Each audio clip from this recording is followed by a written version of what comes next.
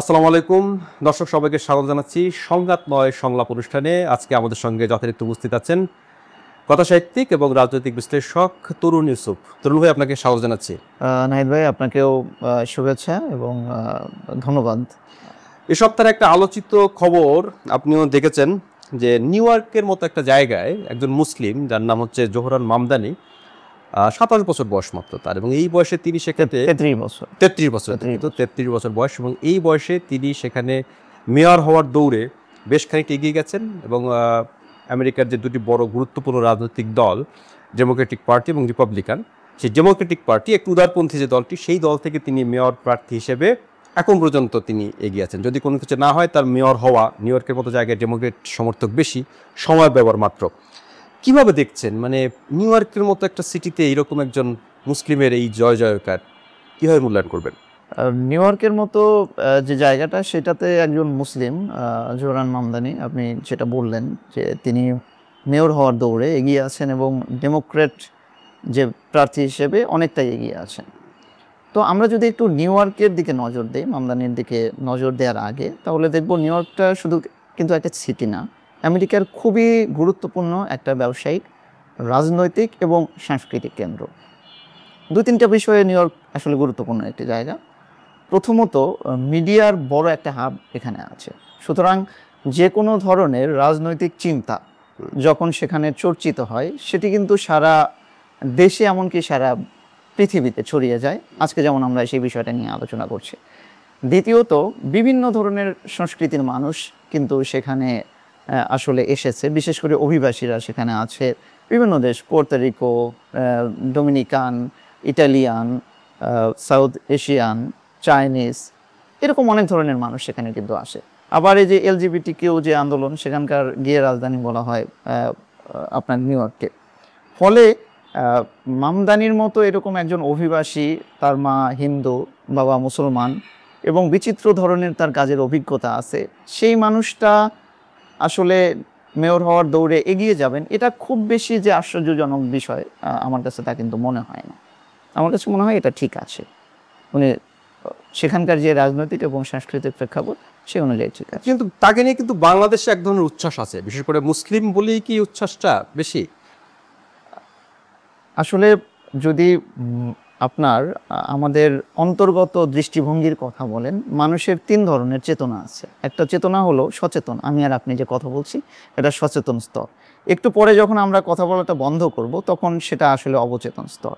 আর একটা স্তর আছে যেটাকে বলে যৌথ অবচেতন, মানে একটা কমিউনিটি চেতনা যেখানে কাজ করে। মুসলমান হিসেবে অবশ্যই এই চেতনাটা আমাদের মধ্যে কাজ করছে। আর একটা জিনিস দেখেন যে মামদানি কিন্তু খুবই প্রান্তিক এবং অভিবাসীদের রিপ্রেজেন্ট করেন।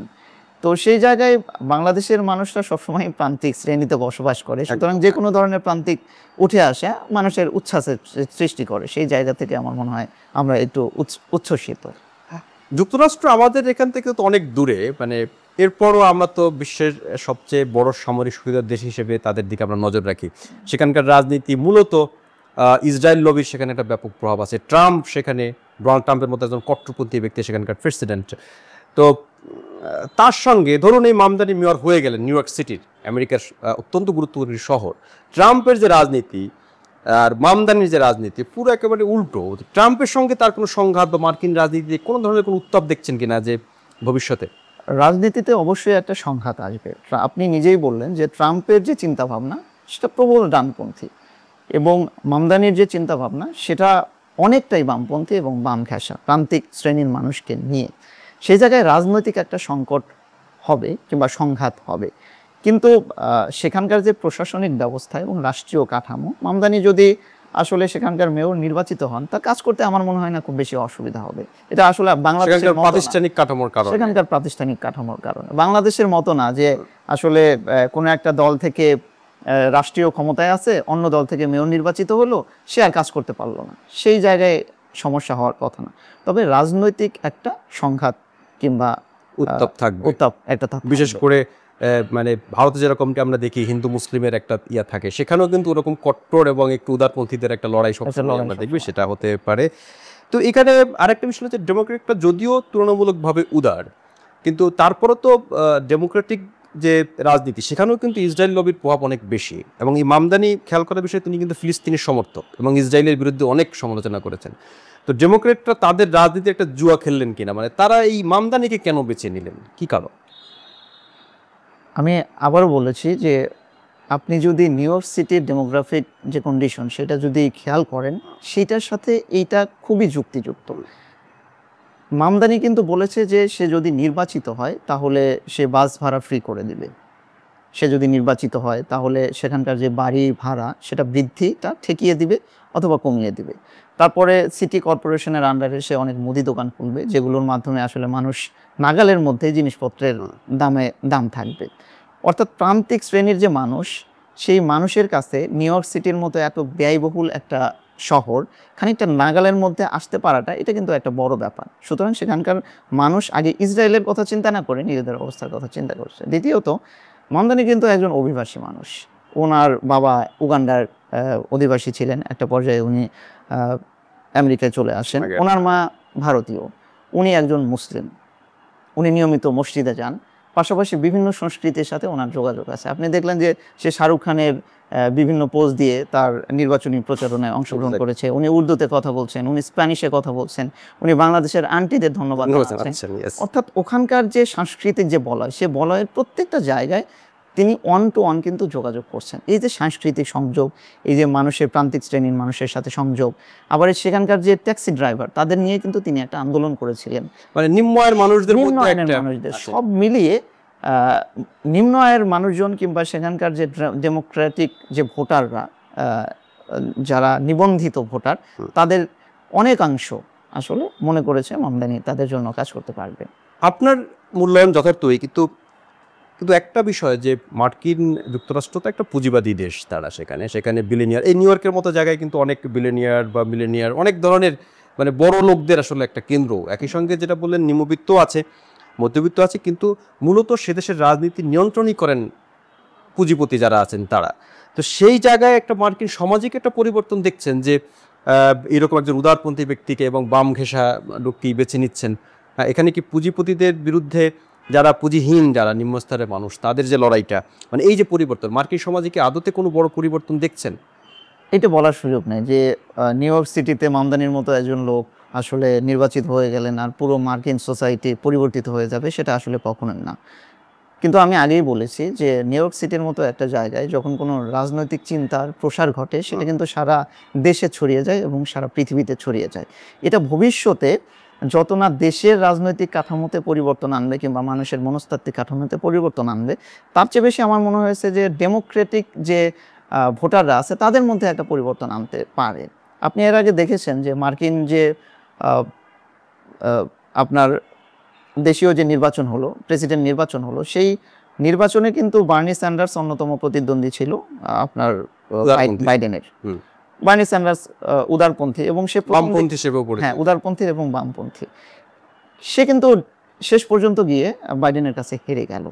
আবার এর আগে আমরা দেখেছি যে নারী হওয়ার কারণে কিন্তু অনেকেই এখানকার প্রেসিডেন্ট হতে পারেনি। সুতরাং নিউ ইয়র্ক সিটির এই রাজনৈতিক বন্দোবস্ত যে পুরো দেশ মেনে নিবে সেটা বলা যায় না, তবে একটা সম্ভাবনা কিন্তু সৃষ্টি হতে পারে যে অন্য যারা আছে, যারা মনে করে যে পুঁজিবাদী ব্যবস্থা তাদেরকে অনেকটা নিষ্পেষণের শিকার করছে, সেই জায়গা থেকে একটা গোষ্ঠী হয়তোবা ধীরে ধীরে আত্মপ্রকাশ করতে পারে পরবর্তী। এখন যেটা দেখা যাচ্ছে সর্বশেষ, যে মামদানিকে ঠেকাতে মানে তার দলের ভিতরেও তাকে একটা লড়াই করতে হচ্ছে যে জোহরান মামদানি হতে পারবে না।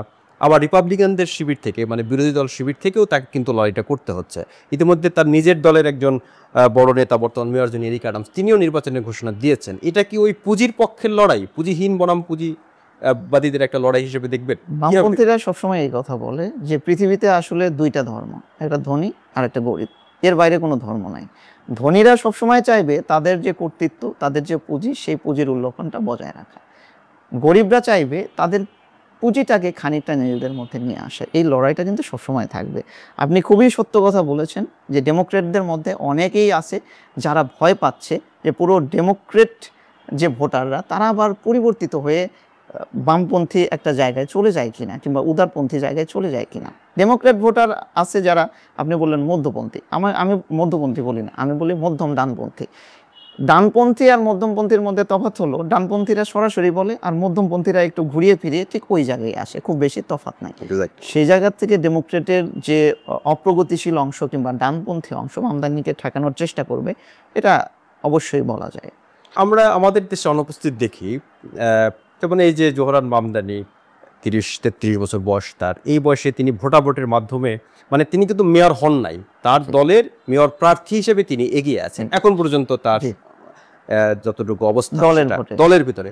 বাংলাদেশে যখন কোনো নির্বাচন হয়, মেয়র বলেন কিংবা এমপি ইলেকশন বলেন, যাই বলি না কেন, সেখানে কিন্তু এই ভোটাভুটিটা আমরা দেখি না, মানে দলের ভিতরে ভোটাভুটি দেখি না। সেখানে যার যোগাযোগ বা লবিং বেশি তিনি প্রার্থী হয়ে যাচ্ছেন। মানে আমাদের মতো দেশে এই ব্যবস্থা নেই কেন যে দলের ভিতরে ভোটাভুটি হয়ে দলগুলো বা প্রার্থী নির্বাচন করবেন বা নির্ধারণ করবেন, মেয়র প্রার্থী হোক আর এমপি প্রার্থী হোক, কেন নেই? ওই যে আবার ইতিহাসে চলে যেতে হবে আমাদের এই ভূখণ্ডে 200 বছরের একটা কলোনিয়াল ইতিহাস ছিল।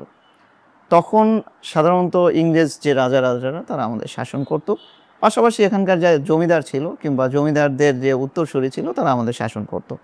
পরবর্তীতে পাকিস্তান হলো, পাকিস্তানে কিন্তু 20 পরিবারের কথা না 22 পরিবারের কথা আমরা জানতাম, তারা কিন্তু রাজনীতি শাসন করত। অর্থাৎ ওই যে কলোনিয়াল যে রাজনৈতিক বন্দোবস্ত, রাজাদের যে সিস্টেমটা, সেটা কিন্তু আমরা রাজনীতিতে এসেও সেই সিস্টেমটা আমরা এখানে অ্যাডপ্ট করেছি। পরবর্তীতে বাংলাদেশ হওয়ার পরেও দেখেছি যে প্রধান রাজনৈতিক দলগুলো ছিল, তারা যারা সেই রাজনৈতিক দলের প্রধান ছিলেন, পরবর্তীতে তাদের উত্তরসূরি যারা, বংশধর যারা, তারাই কিন্তু রাজনীতিতে এসেছেন। এবং বাংলাদেশের মানুষ ওই গণতন্ত্রের জায়গায় চলে যেতে পারেন নাই, যেখানে তাদেরকে আসলে সরে গিয়ে অন্য কোনো জায়গা থেকে একটা প্রান্তিক শ্রেণী থেকে চলে আসার ব্যবস্থা হয়েছে। তো সেই জায়গা থেকে আমার মনে হয় সেই বন্দোবস্তটা এখনও মানুষের মধ্যে আছে। যদিও আমরা 5ই আগস্টের পরে একটা চিন্তা ছিল যে হয়তো বা আমাদের এই পরিবর্তনটা হবে, কিন্তু এখনও খুব বেশি দৃশ্যমান সেই জিনিসটা কিন্তু না। অর্থাৎ সেই কলোনিয়াল যে মানসিকতা এখন পর্যন্ত আমাদের সোসাইটিতে, আমাদের রাজনীতিতে এবং আমাদের মগজ এবং অস্তিত্বে সেটা আছে। ফলে এই ব্যবস্থা এখনও বাংলাদেশে চালু হয়, মানে খুব বেশি প্রগতিশীল ধারার হয়ে যাবে আর কি যদি এই অবস্থা চালু হয়, গণতান্ত্রিক, বেশি গণতান্ত্রিক। কিন্তু গণতন্ত্র ছাড়া তো আসলে উপায় নেই, গণতন্ত্রের প্রয়োজন রয়েছে। কিন্তু যুক্তরাষ্ট্রের মতো দেশে এইরকম এই যে বারবার আপনি বললেন যে বার্নি স্যান্ডার্স কিংবা কমলা হ্যারিসের কথা প্রসঙ্গ আপনি টানলেন, শেষ পর্যন্ত দেখা যায় যে কোনো না কোনোভাবে সেখানকার গণতন্ত্রের একটা দুর্বলতা প্রকাশ পায়, শেষ পর্যন্ত পুঁজি জিতে যায়, মানে পুঁজিরই সেখানে একটা মানে জয়কার দেখা যায়। তো সেটা একটা দিক। আর জোহরান মামদানির সামনে হয়তো এখন এই পুঁজিই তার মনে হয় সবচেয়ে বড় শত্রু, কারণ তিনি যেসব প্রস্তাবনা দিচ্ছেন, তিনি বলছেন যে বড় লোকদের কাছ থেকে আমি ট্যাক্স বাড়াবো, তো কয়েক বিলিয়ন ডলার তিনি তাদের কাছ থেকে নেবেন। তো শেষ পর্যন্ত বিলিয়নিয়াররা তাকে সরিয়ে দেওয়া বা তাকে ঠেকিয়ে দেওয়ার জন্য একটা হয়ে গেছেন আর কি। তো জোহরান মামদানির সম্ভাবনা কতটুকু দেখছেন? এত চ্যালেঞ্জ মোকাবেলা করে তিনি আসলে তার লক্ষ্যে পৌঁছতে পারবেন কিনা? জোহরান মামদানির সম্ভাবনা আছে, আবার তার সম্ভাবনার ক্ষেত্রে খানিকটা বাধাও আছে। আপনি যেটা বললেন, সেখানকার যারা পুঁজিপতি তারা কখনোই চাইবে না যে জোহরান মামদানি আসলে মেয়র হোক। আবার সেখানে কিন্তু নিউ ইয়র্ক সিটিতে প্রায় 9,60,000-এর মতো ইহুদি ভোটার আছে। জোহরান মামদানি একদম কট্টরভাবে ইসরায়েলের বিরোধী। তিনি চান যদি কখনো নেতানিয়াহু নিউ ইয়র্ক সিটিতে আসেন এবং তিনি যদি মেয়র থাকেন, তাকে তিনি গ্রেপ্তার করবেন। অন্যদিকে মার্কিন সমাজ এবং আপনি রিপাবলিকান বলেন কিংবা ডেমোক্রেট বলেন, তারা কিন্তু ইসরায়েলের পক্ষে সবসময় কথা বলে আসছে, যদিও তারা অন্যায় করছে। তৃতীয়ত যে মিডিয়া হাউস, ঘুরে ফিরে একই বলতে চাচ্ছেন, মিডিয়া হাউসগুলো সাধারণত কিন্তু পুঁজিপতিদের দখলে, এবং তারা বিভিন্নভাবেই বলা শুরু করেছে যে সে উগ্র বামপন্থী, সে ইহুদি বিরোধী। কিন্তু মামদানি কিন্তু বারেবারেই বলছে যে আমার কাছে ইহুদি বিদ্বেষের কোনো স্থান নেই।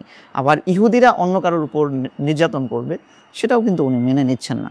ফলে একটা বাধা সবসময় আছে। তবে আমি আবারও বলেছি, এটা একটি ডেমোক্রেটিক জায়গা, সেখানে প্রায় 60% যে ভোটার আছে তারা ডেমোক্র্যাটের। পাশাপাশি সেখানে আমেরিকার মুসলমানদের প্রায় 22.5% সেখানে কিন্তু বসবাস করে। সেখানে বিভিন্ন এথনিক গ্রুপ আছে। সব কিছু মিলিয়ে আমার মনে হচ্ছে 50-50 একটা সম্ভাবনা। মানে আগে বার্নি বা কমলার মতো ঘটনা ঘটবে না বলতে চাচ্ছেন? চান্স কম, ঘটতেও পারে, কিন্তু একটা সম্ভাবনার জায়গাও আমরা দেখি, তীব্র সম্ভাবনার জায়গা সেখানে আছে। জোহরান মামদানির জন্য আমাদের শুভকামনা থাকবে। তরুণ ভাই, আপনাকে অনেক ধন্যবাদ। স্টুডিওতে আসার জন্য। কথা হবে। আপনাকেও ধন্যবাদ। নিশ্চয়ই আমরা অন্য কোনো বিষয়ে আবার কখনো কথা বলবো। ধন্যবাদ। ধন্যবাদ। দর্শক, আজ এ পর্যন্তই। সবাই ভালো থাকবেন। কথা হবে আবারও নতুন কোনো ভিডিওতে।